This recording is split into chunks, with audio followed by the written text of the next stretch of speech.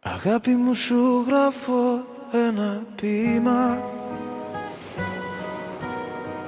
Θα ήθελα να ζήσω σε ένα κύμα, να με πάει και να με φέρνει και στη σκέψη σου να μπαίνει, να γλιστράω στα μαλλιά σου, στο λαιμό σου να κρύφτω, να μεθάω με τα αρώμα σου, να χορεύω στο κενό.